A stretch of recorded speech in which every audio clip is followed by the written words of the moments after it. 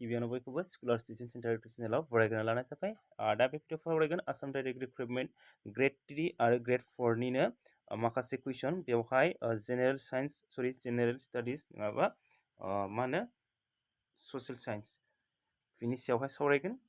मा होनदों social science एबा मा होनदों जेनेरेल स्टाडिज बिनि सायावहाय सावरायगोन। नोंथांमोना बेखायनो भिडिअखौ जोबजासिम नायलांबानो जाबाय। माखासे गोनां कुइसननि सायावहाय सावरायनाय जागोन। आरो नोंथांमोना जुदि भिडिअखौ नायनानै मोजां मोनोब्ला लाइक शेयार कमेन्ट खालामबानो जाबाय। लोगोसे जायफोराहाय चेनेलखौ साबस्क्राइब खालामाखै बिथांमोना चेनेलखौ साबस्क्राइब खालामनानै लानो हागोन। जे फार्स्ट कुइसनाव दङ हु वाज द फाउन्डार अफ गुप्ता डाइनेस्टि, माने बेवहाय दङ जे सोर गुप्त रायजोखौहाय गायसनदोंमोन। गुप्त रायजोखौहाय सोर गायसनदोंमोन। अपसनाव दङ श्री गुप्त, चन्द्रगुप्त फार्स्ट, बेनिफ्राय समुद्रगुप्त, बेनिफ्राय कुमारगुप्त। बेयावहाय एन्सारा जागोन अपसन नम्बर ए। श्री समुद्रगुप्तआ मा होनदों सिगां गुप्त फोलेरखौहाय मगधआवहाय गायसंदोंमोन। माब्ला गायसंदोंमोन? 240 ख्रीष्टाब्दआवहाय। बेनिफ्राय बेसेबांसिम बियो गुप्त रायजोखौ सामलायदोंमोन? 240 निफ्राय 280 ख्रीष्टाब्दसिम बियो मा होनो गुप्त रायजोखौहाय सामलायदोंमोन। बिनि उनावहाय बे समुद्रगुप्तनि उनाव सोर फैयो? मा होनो कटकसआहाय बिनि उनावहाय फैयो। कटकसआहाय मा जायो? बिनि उनावहाय गुप्त रायजोखौहाय सामलायो। बेसेबांनिफ्राय बेसेबांसिम? 280 निफ्राय 319 सिम कटकसआहाय मा खालामो? गुप्त रायजोखौहाय सामलायो।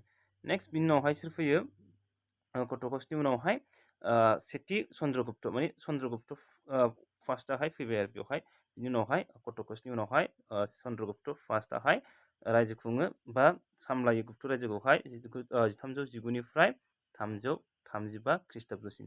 बिनि उनावहाय फैयो समुद्रगुप्त। जे मा बे चन्द्रगुप्तनि उनाव समुद्रगुप्तआ बेखौहाय रायजोखौ खुङो गुप्त रायजोखौहाय 335 निफ्राय 375 सिम बियो मा खालामो? गुप्त रायजोखौहाय सामलायो। बिनि उनावहाय फैगोन नैथि समुद्रगुप्त सेकेन्डआ फैयो। समुद्रगुप्तनि उनावहाय चन्द्रगुप्त सेकेन्डआहाय फैयो। बियो रायजो खुङो 375 निफ्राय 414 सिम रायजो खुङो। बिनिफ्राय कुमारगुप्त फार्स्ट, सेथि कुमारगुप्तआहाय फैनानै रायजो खुङो 1400 मा होनो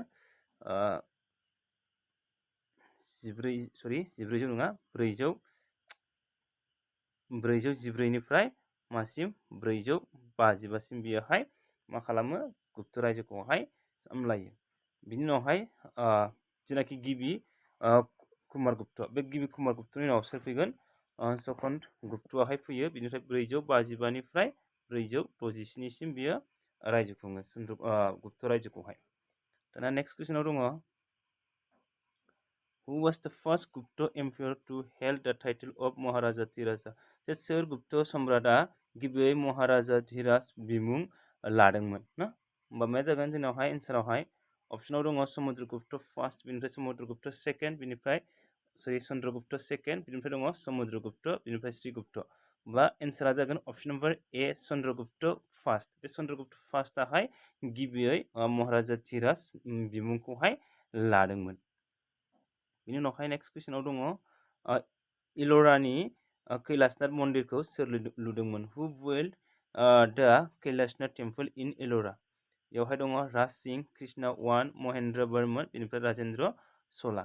होमबा बिनियाहाय मा जागोन? जे मा दङ जेनाखि इल'रा, बे इल'रानि जेनाखि कैलासनाथ मन्दिर ना, कैलासनाथ मन्दिर बेखौहाय सोर लुदोंमोन होनना बुंदों?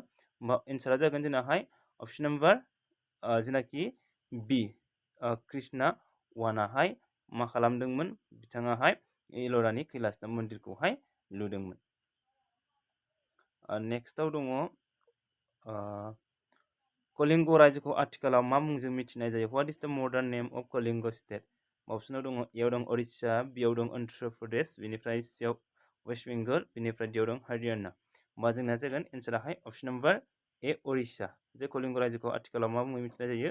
उड़िसा मुङैहाय मिथिनाय जायो। नेक्स्टआव दङ एलाहाबाद बाखनाय लिरथिनि लिरगिरिनि मुङा मा? मानो What is the name of the writers of Allahabad प्रशस्ति एबा पिलार inscription? बा बिनियावहाय मा दङ रुद्रदामन, बिनिफ्राय हरिसेन, बिनिफ्राय समुद्रगुप्त, बिनिफ्राय बानपट्ट बेयावहाय होमबा एन्सारा जोंनाहाय जागोन अपसन नम्बर बेयावहाय जेनाखि बि बेयावहाय हरिसेनाहाय मा खालामदोंमोन माखौ लिरदोंमोन बियाहाय एलाहाबाद प्रशस्ति एबा पिलार इनस्क्रिप्शनखौहाय लिरदोंमोन मा होनदों एलाहाबाद बाख्नाय लिरथि बेखौहाय बिथाङाहाय लिरदोंमोन अपसन नम्बर बियाहाय कारेक्ट एन्साराहाय जागोन। नेक्स्टआव दं हर्षवर्धननि राज आफादनि खन्थाइगिरिनि मुङा मा? What is the name of the court एबा रयेल पोएट of हर्षवर्धन? होमबा मा जागोन बेयावहाय अपसन नम्बर बिनाहाय कारेक्ट एन्सारा जागोन बानपट्टआहाय मा होनदों हर्षवर्धननि राज आफादनि खन्थाइगिरिमोन। बिनिफ्राय नेक्स्टआव दङ Gangaikondacholapuram city was build by which Chola' ruler? माने गंगाईकुंचलपुरम नोगोरखौ सोर सासे सल राजायाहाय लुदोंमोन? बेयाव दङ अपसनावहाय राजा फार्स्ट, बिनिफ्राय राजा 2, बिनिफ्राय कुल'तुंगा थार्ड, बिनिफ्राय दङ राजेन्द्र फार्स्ट। बेवहाय वानआ दे फार्स्ट सेकेन्ड ना बेवहाय होमबा मा जागोन अपसनावहाय जेनाखि दङ ना बिसोरनि गेजेरावहाय माया जागोन राजा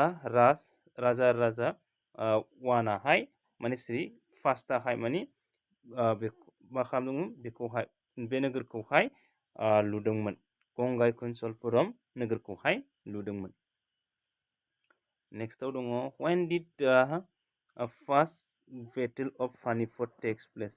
जे पानिपतनि सेथि दावहायाहाय माब्ला जादोंमोन ना पानिपतनि सेथि दावहाया माब्ला जादोंमोन? बेवहाय एन्सारा मा जागोन अपसन नम्बर ए 1526 मा होनदों 21 एप्रिल 1526आवहाय मा जादोंमोन पानिपतनि सेथि दावहायाहाय जादोंमोन। आरो सोरनि गेजेराव जादोंमोन बियो बाबर आरो जेनाखि लरि फोलेरनि राजा इब्राहिम लरिनि गेजेरावहाय जादोंमोन। आरो बे दावहायाव सोर देरहादोंमोन बाबरा आरो इब्राहिम लरिखौ फेजेननानै बियोहाय दिल्लीखौ सेनानै लादोंमोन। नेक्स्टआव दं when was the second battle of Charan fought? माने थराननि नैथि दावहाया माब्ला जादोंमोन? होमबा एन्सारा जागोन 1192 मायथाइयावहाय। आरो सेथिया मा जागोन 1191आवहाय फार्स्टआ जादों, बेनिफ्राय सेकेन्डआहाय 1192आवहाय जादोंमोन। बेनि उनावहाय दङ who was the founder of Mughal Empire? माने मुगल साम्रायजोनि गायसनगिरिया सोरमोन? बेथ' मिथियोना एसेबाबो। होमबा मा होनदों बेयावहाय मुगल रायजो ना बे मुगल रायजोखौ सोर गायसनदोंमोन बाबराहाय गायसनदोंमोन। बेसेबाङावहाय जे दहाय जोङो सावरायखाबाय जे मा होनदों बियोहाय 1522आवहाय मा खालामदों जेनाखि इब्राहिम लरि बेखौ फेजेननानै रायजो खुंदोंमोन ना होमबा मा खालामदों बेयावहाय 1522 मायथाइयावहाय मा खालामो मुगल रायजोखौहाय गायसंदोंमोन।